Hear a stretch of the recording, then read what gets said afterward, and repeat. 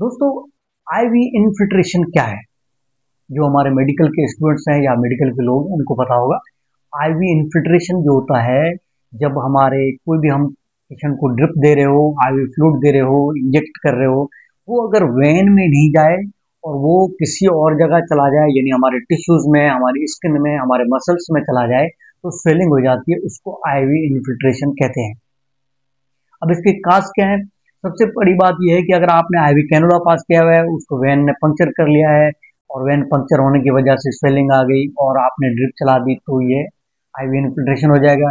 कुछ ये होता है कि हम ड्रिप जो है वो कैनुला के बजाय नीडल के थ्रू लगा देते हैं, तो नीडल की वजह से अगर पेशेंट आपका अनकोऑपरेटिव है और वो बार बार हिलजुल कर रहा है, मूवमेंट कर रहा है, जिसकी वजह से वो वेन जो है पंक्चर हो जाती है या आईवी उसकी आउट हो जाती है, वेन से निकल जाती है, तो भी आईवी इन्फिल्ट्रेशन हो जाता है।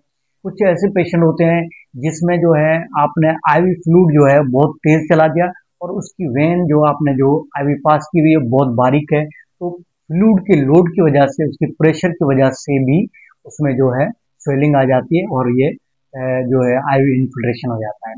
अब इसके सिम्टम्स क्या है?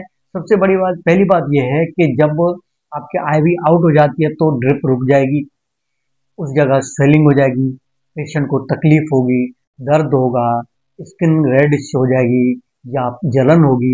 ये चीजें होती हैं जिससे महसूस होता है कि ये आईवी इन्फिल्ट्रेशन हो गया है। इसको मैनेज कैसे करें? जैसे आपको पता चल जाए कि आईवी इन्फिल्ट्रेशन हो गया है, तो सबसे पहले आपने आईवी स्टॉप कर देनी चाहिए। कैनोला हो, ड्रिप हो, नीडल हो, जो भी हो, उसको निकाल देना चाहिए। उस जगह को आपने कॉटन रख के प्रेस करना चाहिए या अपना आईवी जो स्वाब रख के उसको जो है प्रेस करना चाहिए।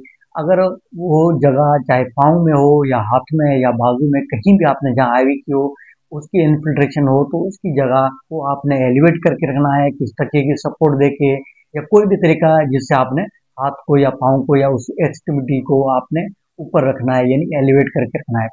कुछ ऐसी ड्रग्स होती हैं जिसकी वजह से जो है वो सेंसिटिव ज़्यादा होती है, तो उसमें हमने जो ऑब्जर्वेशन करना चाहिए।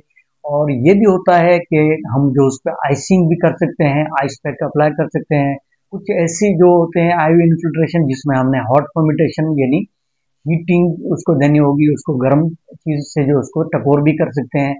और ऐसी कुछ ड्रग्स हैं जिसमें हमें जो है उस एरिया को मॉनिटर भी करना होगा, और कुछ अगर खतरनाक ड्रग हैं जैसे केमोथेरापी वगैरह है या कोई और ड्रग है, तो उसमें एंटीडोट भी दिया जा सकता है। तो ये था आज आईवी इन्फिल्ट्रेशन।